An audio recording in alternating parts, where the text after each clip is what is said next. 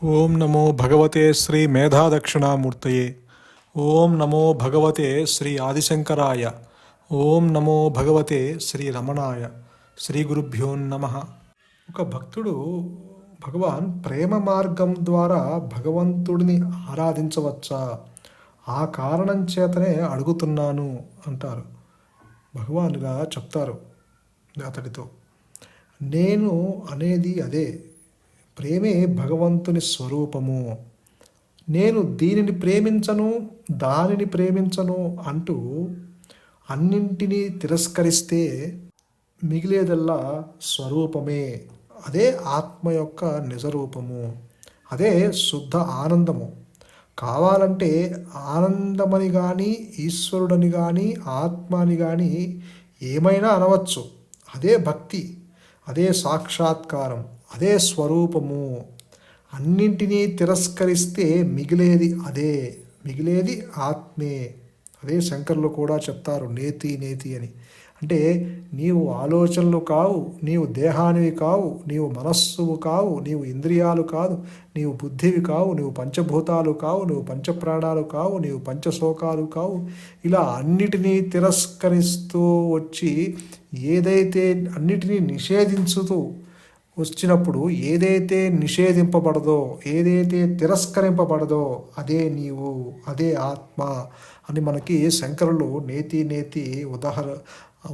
నేతి అన్న దాంట్లో ఉదహరిస్తారు. ఇక్కడ కూడా భగవాన్ అదే చెప్తున్నారు, నేను దీనిని ప్రేమించను, దానిని ప్రేమించను అంటూ అన్నిటినీ తిరస్కరిస్తే మిగిలేదల్లా నీ స్వరూపమే, అదే ఆత్మ అంటారు. అదే అసలైన ప్రేమ. ఆ ప్రేమ యొక్క రహస్యం తెలిసిన వానికి ప్రపంచమంతా ప్రేమమయంగా ఉన్నట్టు తెలుస్తుంది. అది భగవాను ఒక సందర్భంలో అంటారు, రాగము వద్దు, ద్వేషము వద్దు అంటారు. అంటే ఇష్టము వద్దు, అయిష్టము వద్దు, రెండిటినీ విడనాడవలసిందే అంటారు. ఎవరైతే రెండిటినీ విడనాడతాడో వాడే నిజమైన ప్రేమతత్వాన్ని అందిస్తాడు. చైతన్యపు ఎరుక అనే అనుభవమే భక్తి యొక్క స్థితి. భక్తి అంటే వాడిపోని స్వచ్ఛమైన ప్రేమ.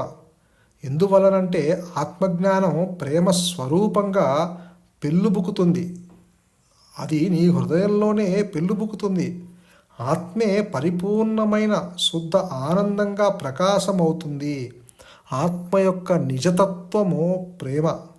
ప్రేమ గురించి సత్యం తెలిసినప్పుడే జీవితమనే చిక్కుముడి విడుతుంది. ప్రేమ యొక్క శిఖరాన్ని అధిరోహిస్తే విముక్తి లభిస్తుంది. అది అన్ని మతాల సారాంశమును. ఆత్మానుభూతే ప్రేమ అంటే. దాని అర్థం ప్రేమనే చూడటము, వినటము, అనుభవించటము, రుచి చూడటము, వాసన చూడటము, అదే పరమానందం. అంటే ఇక్కడ భగవాన్ మనకు చెప్తున్నారు, జ్ఞానమన్నా, ప్రేమ అన్నా, భక్తి అన్నా అన్నీ ఒక్కటే. నిజమైన ప్రేమ ఏంటంటే ఆత్మలో ఎవరైతే సంసితుడు అవుతాడో, ఆత్మగా మిగులుతాడో, ఎవరైతే తన సహజ స్థితిలో ఉంటారో వారు మాత్రమే నిజమైన ప్రేమని పంచగలరు. ఆత్మగా ఉండటమే నిజమైన ప్రేమ. అలాగే శ్రద్ధ కూడా అదే. శ్రద్ధ అన్నా, ప్రేమ అన్నా, సహనమన్నా, భక్తి అన్నా ఇవన్నీ ఆత్మకి పర్యాయ పదాలే. అంటే మనం ప్రాపంచికంలో నువ్వు శ్రద్ధగా పనిచేయి, నువ్వు ఏకాగ్రతతో పనిచేయి, శ్రద్ధ చూపించు దాని మీద అంటాము. కానీ నిజమైన శ్రద్ధ అది ప్రాపంచికంగా అది చెప్పే శ్రద్ధ అది, కానీ అది కాదు నిజమైన శ్రద్ధ. నిజమైన శ్రద్ధ ఏంటంటే జ్ఞానము, అది ఆంస్ఫురణ, తనకు తానుగా ఉండటం. అది నేనున్నాను అన్న స్థితి ఏదైతే ఉందో అదే నిజమైన శ్రద్ధ. మనకి శ్రీ సాయినాథుడు ఏం చెప్తున్నారు, శ్రద్ధ సబూరి అని చెప్తున్నారు. అంటే ఇక్కడ అర్థము శ్రద్ధ అన్న, సబూరి అన్న ఇవన్నీ జ్ఞానానికి పర్యాయ పదాలే. నువ్వు ఈ దేహాత్మ బుద్ధితో, అంటే ఈ శవబుద్ధితో నేనంటే దేహము అన్న భావన కలిగి నువ్వు సహనాన్ని పాటించలేవు. ఒక అహంకారము నిలబెట్టుకొని నీవు సహనంగా ఉండలేవు, శ్రద్ధగా ఉండలేవు. నీవు పరిపూర్ణమైన భక్తిలో పెంపొందించుకోలేవు. ఆత్మలో ఎవరైతే సంసితుడవుతాడో, ఎవరైతే ఆ సహజ స్థితిలో ఉంటారో వారు మాత్రమే ఆ సహనాన్ని అందిపుచ్చుకోగలరు, ఆ శ్రద్ధని అందిపుచ్చుకోగలరు. కాబట్టి అహంకారము నష్టము కాకుండా నేను శ్రద్ధగా ఉన్నాను, నేను సహనంగా ఉన్నాను, నేను శాంతిగా ఉన్నాను అని చెప్పటము అంతకన్నా శోచనీయం మరొకటి లేదు. ఎందుకంటే నీవు ఎంత చెప్పినా ఇవన్నీ చెప్పేది ఎవరసలు? ఆ మనస్సే కదా, ఆ అహంకారమే కదా.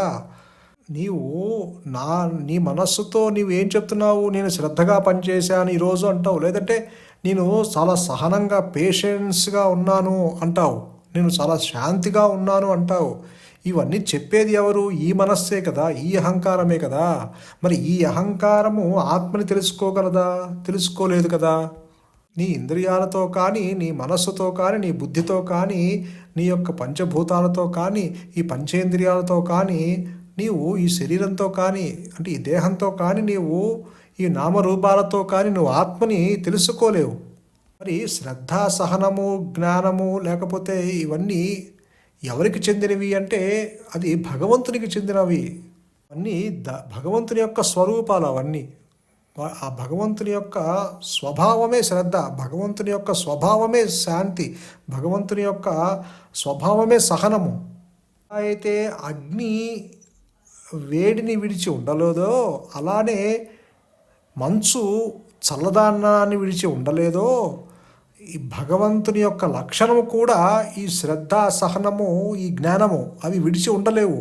కాబట్టి ఇవన్నీ దైవత్వానికి సంబంధించిన లక్షణాలు, మనస్సుకి సంబంధించిన లక్షణాలు కాదు.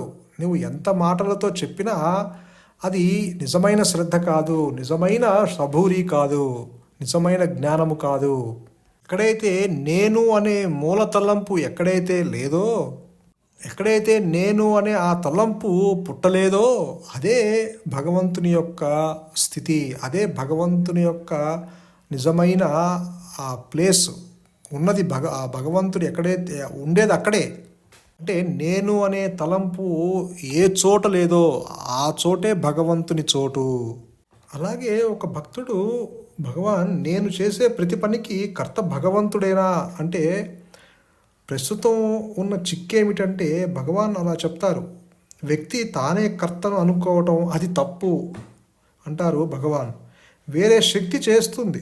మనిషి ఒక పనిముట్టు మాత్రమే, మనిషి ఒక ఉపాధి మాత్రమే, అంటే ఒక సాధనం మాత్రమే మనిషి. ఆ స్థితిని అంగీకరిస్తే మనిషికి ఏ కష్టాలు ఉండవు అంటారు. లేకపోతే అతడు వాటిని కొని తెచ్చుకుంటున్నాడు. గుడి గోపురం మొదట్లో ఉండే శిల్పాన్ని చూడు. ఆ బొమ్మని చూస్తే గోపురం యొక్క బరువునంతా దాని భుజాల మీదే ఉన్నట్టు కనబడుతుంది. ఆ శిల్ప భంగిమ, ఆ రూపము అంత బరువుని మోస్తున్నట్టే అనిపిస్తుంది. కానీ కాస్త ఆలోచించు, గోపురం భూమి మీద నిర్మింపబడింది, దాని పునాదుల మీద అది నిలబడుతుంది. ఆ శిల్పం గోపురంలో ఒక భాగమే, కానీ చూడటానికి మాత్రం అదే గోపురం యొక్క బరువునంతా మోస్తున్నట్టు ఉంటుంది. తమాషాగా లేదు, అంతా తానే చేస్తున్నాననుకునే వారి పరిస్థితి ఇంతే అంటున్నారు భగవాన్. కాబట్టి ఈ జీవుడు ఆత్మ చేతిలో ఒక పనిముట్టు అని గ్రహించు అంటారు గురువుగారు. నీవు కర్తవి కాదు, నీవు ఆ కర్తృత్వాన్ని నెత్తిన పెట్టుకోకు, నువ్వు ఆ డోయర్షిప్ను తీసుకోకు. You are not the doer. నీవు ఆ కర్తృత్వ భోక్తృత్వాల యొక్క ఫలితాలు నీవు అందిపుచ్చుకోకు, ఎందుకంటే నీవు అవి కాదు. భగవాన్ ఏమంటున్నారు? వారి వారి కర్మాలు అనుసరించి ఏది జరగాలో అది జరుగుతుంది, ఏది జరగకూడదో అది ఎన్నటికీ జరగదు. అలాగే all actions are happening through you, అంటే ప్రతి పని నీ ద్వారా జరిపించబడుతుంది. నువ్వు ఒక పనిముట్టు మాత్రమే. నీవు తెచ్చుకున్న పిడికడు ప్రారంధం ఏదైతే ఉందో అది ఎగ్జిక్యూట్ అవటానికి ఈ అహంకారానికి ఒక దేహాన్ని కావాలి. అందుకని ఈ దేహాన్ని ఆశ్రయిస్తుంది అహంకారం. లేకపోతే ఈ అహంకారానికి ఈ దేహంతో ఏం పని?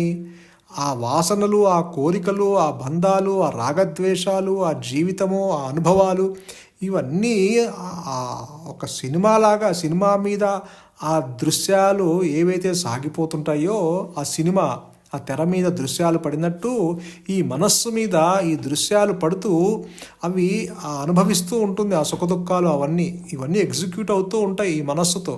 కాబట్టి దీనికి ఒక ఉపాధి కావాలి. దేహం అనే ఉపాధి, ఇంద్రియాలనే ఉపాధి, బుద్ధి అనే ఉపాధి, ఇలా ఈ ఉపాధుల ద్వారా ఇది జరిపించబడుతుంది. ఇదంతా ఆత్మ యొక్క శక్తితో ఇవి చైతన్యవంతమవుతున్నాయి. వీటిలో కదలికలు వస్తున్నాయి.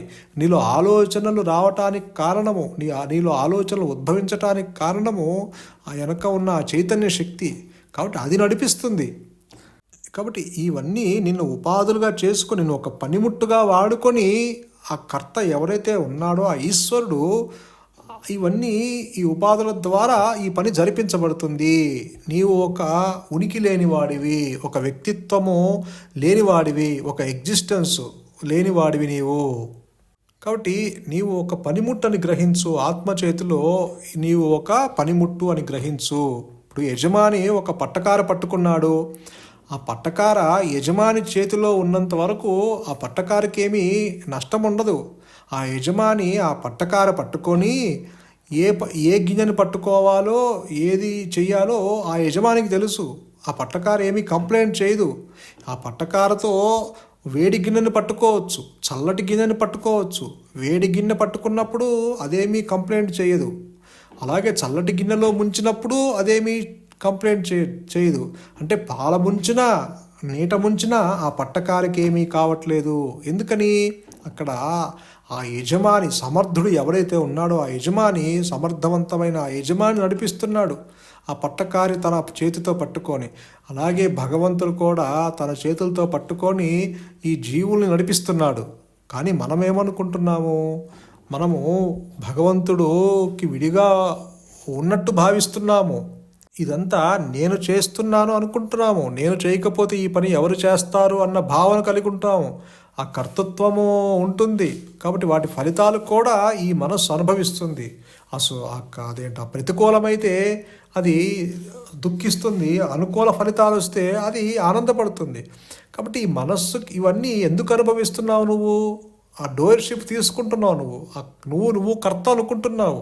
కాబట్టి ఇక్కడ నిజానికి నువ్వు ఒక పనిముట్టు అని గ్రహించు. కాబట్టి నీవు కూడా భగవంతుని చేతిలో ఒక పనిముట్టు అని గ్రహిస్తే ఇక నిన్ను ఆ ఫలితాలు బాధించవు. ఎందుకంటే నిన్ను పాలములో ముంచాలా, నీటిలో ముంచాలా, నీకు అది భగవంతుడు చూసుకుంటాడు.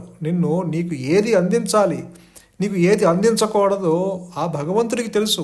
నీ ప్రయత్నం ఎప్పుడైతే ఆగిపోతుందో భగవంతుని సంకల్పం మొదలవుతుంది. అప్పుడు నిన్ను ఎప్పుడు ముట్టికాయ వేసి సరిచేయాలా అన్నది ఆయన చూసుకుంటాడు.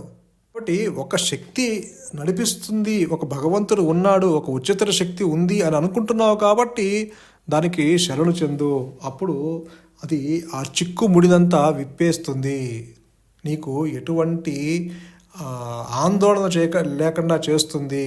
ఆ మనస్సు ముడిలోంచి నిన్ను విడుదల చేస్తుంది. కాబట్టి భగవాన్ అదే అంటారు ఇక్కడ. చిక్కేమిటంటే నీవు చేస్తున్నాను అనుకోవటం, అది తప్పు.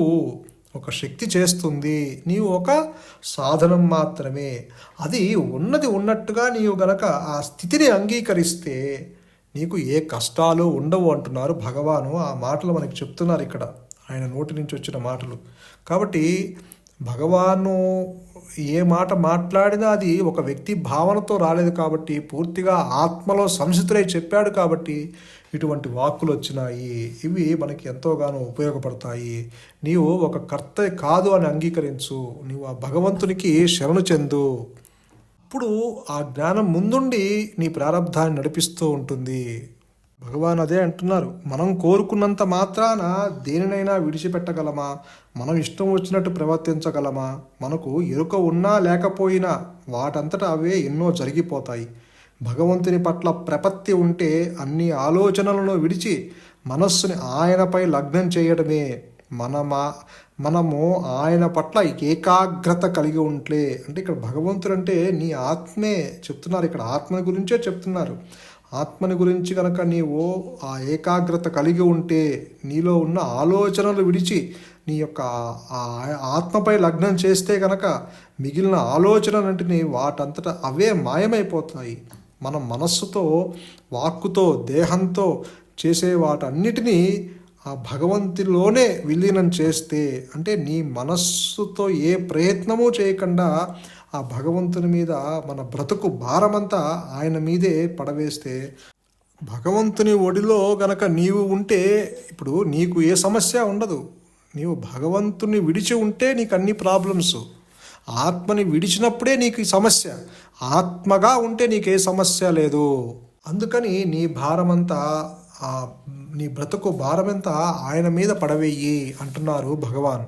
సంతోషం. మౌనమే శరణ్యం. మౌనమే నీ సహజత్వం. ధన్యోస్మి.